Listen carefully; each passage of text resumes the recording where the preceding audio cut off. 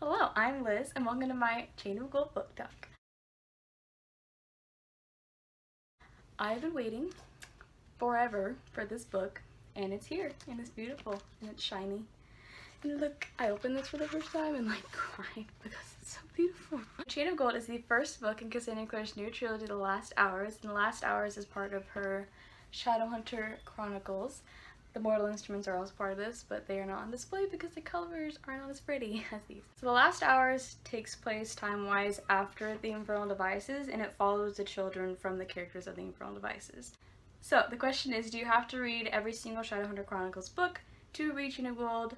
Technically, no, you do not. You can read it on its own, but I do highly recommend that you read the Infernal Devices because, like I said, it follows the children from these characters.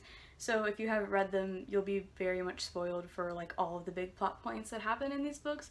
And also, you should just read these anyway because they're beautiful and wonderful. And as for all the other ones, it happens before those series, so technically you don't have to, but I had a good time having read them just because I can connect them to this story and see how she weaves in all the little things, and it's just fun for theorizing purposes, but you do not have to read all of the other ones to read Chain of Gold. Chain of Gold takes place in the early 1900s, in 1903, and there's also some flashbacks throughout from their childhood, so it kind of takes place in late 1800s, early 1900s. The main character is Cordelia Carstairs, along with some of the children from the other series, and I don't want to say their names because it's a spoiler for the Infernal Devices. I had a wonderful time reading this book. I've already read it twice and it's only been out for a month, so if that doesn't tell you how good it is, then I don't know what will. This is cheesy, but just reading this felt like going home to me because I feel like everyone's already known these characters for so long. We've always known that this series was going to be a thing and that we were finally going to get a trilogy about these characters, and we finally have it, and it's we already have all of these just preconceived notions about this series, and it was just so wonderful going back to the London Institute, and all of my faves were in the book, and it was wonderful. If you haven't read this book, I'm about to get into spoilers, so please leave if you haven't read it. You don't want to be spoiled. Go and read all of these wonderful books and then come back and then discuss it with me. Bye.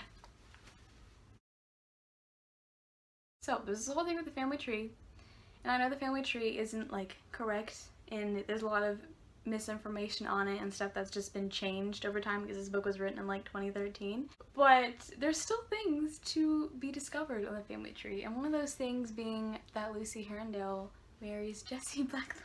I feel I've known this for a long time. We've known the information on the family tree for a long time, so I've just always known that Lucy Herondale would marry Jesse Blackthorne or James would marry Cordelia, which it could be changed, but on the family tree that's what it says, even though it might be incorrect.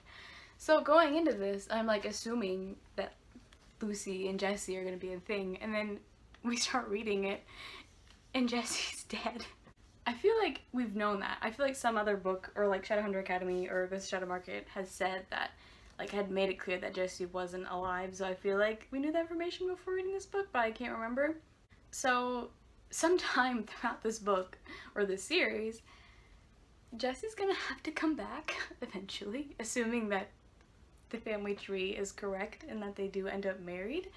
And I'm just wondering if Lucy's powers are going to be the cause of that, if she's going to be able to bring him back. Honestly, at this point, I'm more interested in Lucy's powers. I love James and I love his learning about him, but I want to learn more about Lucy and Lucy's powers because they're cool. Speaking of Blackthorns, I don't know how to feel about Grace. I know I hate her and I dislike her, but at the same time, I don't know how much of what she does in the book is because she wants to do it or is because she's being forced to by her mom. I don't know, because there's a whole part in the book when Tatiana is unconscious for a long period of time because the demon attacked her, and Grace breaks up with James and she takes off the bracelet, and that wasn't originally part of the plan that Tatiana and Belial made, because at the end when they're talking, Belial's angry at Tatiana because James didn't have the bracelet on whenever he went to Belial's realm. So Grace went against that plan in taking the bracelet off of James. So I don't know if she cares about him or if she was trying to do the right thing. I I don't know, and like I don't like her because she sucks, but like I know that in the end she's probably gonna have a character arc. And she also, on the family tree, she also apparently ends up with Christopher. I don't know how that's gonna end up. That's gonna be entertaining to see. I just want to know where Grace's powers come from, because they don't come from the bracelet. They come from her, because she's still manipulating people without the bracelet. Like, she manipulates Matthew, and he doesn't have the bracelet on. So I just want to know where she gets these powers. And she's just sketchy. Like, she says that her parents got killed, but I don't think they did. Like, I feel like there's something going on there. Like, is she even...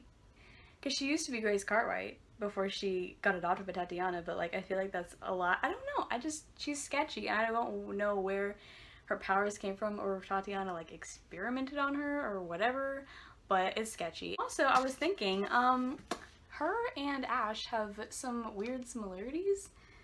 Ash from this book, because like their appearances are kind of similar. Like, Grace is this very like silvery blonde hair, and so does he.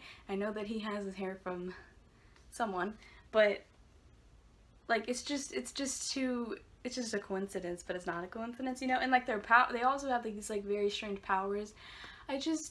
It would be cool if that was a thing, and like they were just connected in some way, because these series are supposed to be intertwined in some way, and I already see the comparisons and the little plot threads that are kind of weaving together to connect with this, but I don't know. I mean, I feel like she's connected to Ash somehow in some way. Their powers are connected, or something that happened is connected. I love seeing Jem in this book because I love seeing the way and the impact that he had on the kids, and just how much he's been in their lives. Like, every time he was mentioned, or Will was mentioned, or Tessa was mentioned, I just wanted to cry, because I can't. I think about it and I just want to tear up.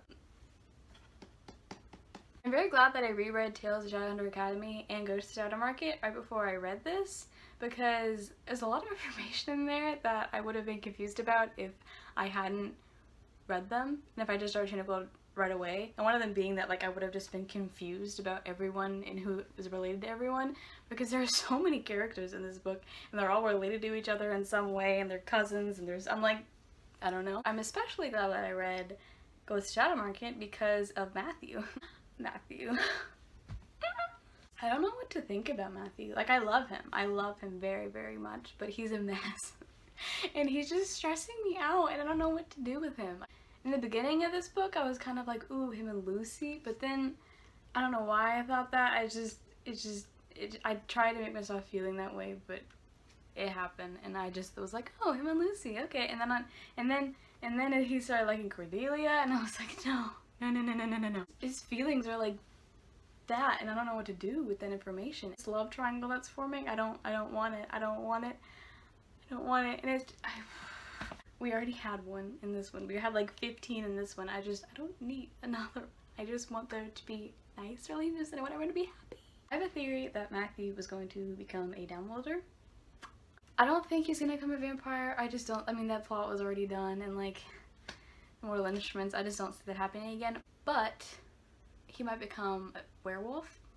Part of me wants him to become a vampire, because then there's a chance that like he's still alive in the present day, which would be so cool.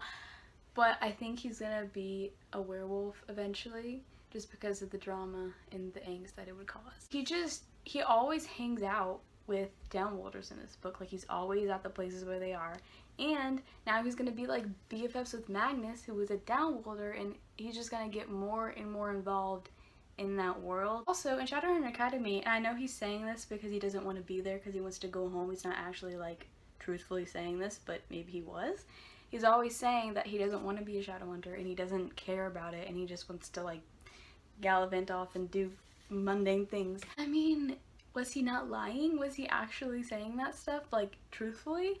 Because in this book, he doesn't really seem like he likes it that much. Like, he always just kind of wants to do his own thing and not really care about fighting demons. And I just think that he might become a downworlder. So I had just finished reading Ghost of Shadow Market, like, right before I read Chain of Gold. I literally closed that book and then opened Chain of Gold.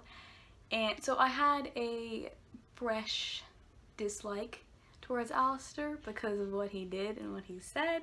during their time at the academy. I wasn't expecting to like Alistair as much as I did in this book because I had seen him as a bully in all those other books, and I really, really liked him in this book. I know that like he's not perfect yet, like he's definitely gonna have to go through a lot more stuff to get where he needs to be and a lot more growth. He's also gonna have to apologize to a lot of people because he did suck at school, but he's just a really interesting character. I'm mad because I love James. I love James so much, but I can't fully love him while he has that stupid bracelet on. It's so annoying. At the end, when Grace put the bracelet back on, I like closed the book and took like a 4-hour nap because I could not handle it. I was so angry because it's so annoying. I hate it when characters like are being controlled by something else and everyone thinks that they're saying what they want to say, but they aren't. It's annoying. At the end, when Cordelia was like, "You don't love me," and he was like, "No, I don't love you," I was like, it's just so frustrating and I hate it, and I feel so bad for Cordelia. Like, I feel so bad for her, except I'm so excited for the next one. I love Cordelia Carstairs. Like, honestly, she's probably one of my favorite characters of all time now because she's so cool.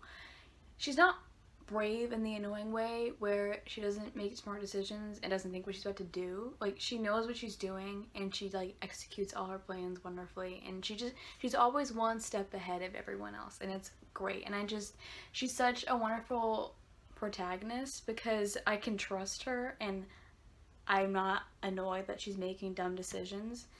She's making good decisions. So I feel like for some reason that Thomas is gonna end up dying in this trilogy, which doesn't make me happy at all.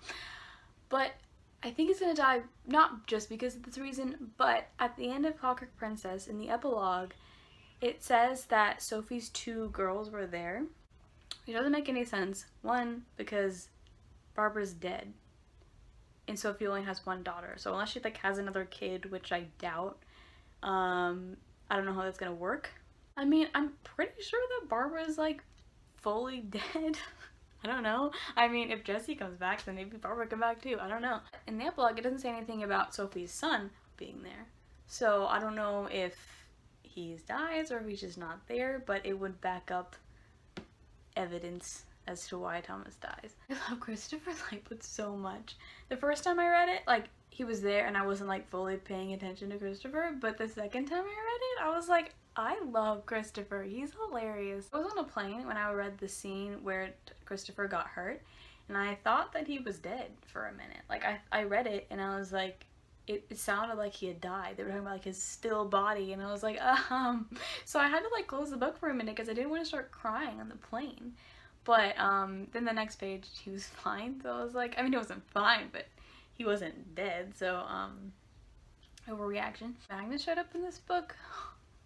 I was like, thank goodness. My favorite part was when Matthew was like fangirling over Magnus and was like, Magnus Bane! He was like, Magnus is like, oh, like I brought 6 hours until the meeting, and Matthew was like, we can have tea. This book made me so happy. Like, just the atmosphere and the characters. I just felt like I was like hanging out with my family, just socializing and having a good time in London. Like, it was so fun to read, and it just made me feel so warm and giddy. I loved how they had all their social gatherings in this book, like the ball at the beginning, and then they had a little picnic at the park, and then they had the ball at the end, and it was so fun, and everything was just so like full of life in this book. There were so many characters, and it just felt very like alive. I don't know if that's a weird way to describe it, but that's how I'm describing it. It just felt very like vibrant, and it was very energetic read. I don't know if that makes any sense. I don't really know where the plot's gonna go in the next book.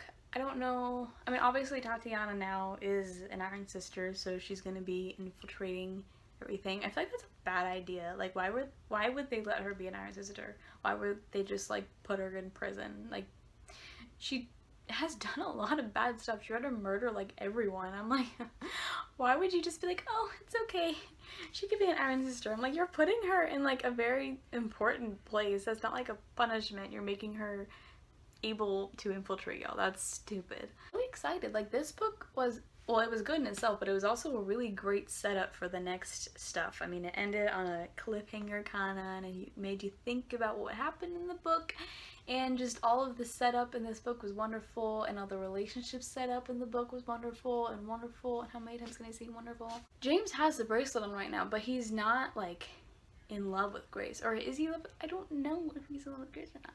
Because he seems loyal to Cordelia right now. And like he has some sense of his mind, but he's still controlled by Grace, and he still has like his feelings kind of skewed in terms of Cordelia. I just don't know like what role they want him to play and how Belial is going to keep using him. Also, I'm curious to see just what Lucy's going to be doing in the next book and how her plot with Grace is going to play out. You know, I mean, they're trying to get Jesse back. I wonder if her powers, obviously her powers, are going to come into play during that. So overall, I really, really, really, really loved this book. It was wonderful. It made me happy. And like I said, I've already read it twice.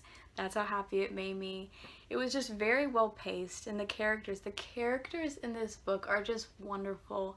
And I loved seeing the ways they interacted with each other, and it was just so fun to read. I think this is one of like the most fun books in Cassandra Clare's Shadowrun Chronicles. It was just so familiar, I guess. It was just so easy to get into the story because we already know a lot of these characters, and we've already kind of seen them being established, and we also know all of the characters from the Umbrella Devices, and the setting is kind of the same, so it was just really fun to be back in London Institute and seeing all the old characters while also all the new characters. I'm very excited for Chain of Iron. I don't want to wait a year, but oh well, it's fine, I guess. Well, I'm Liz, thank you for watching, and come back another time when I have another book review to talk about. Go read Chain of Gold. Bye! How, in some way, their powers are connected, or something that happened is connected. Love Will.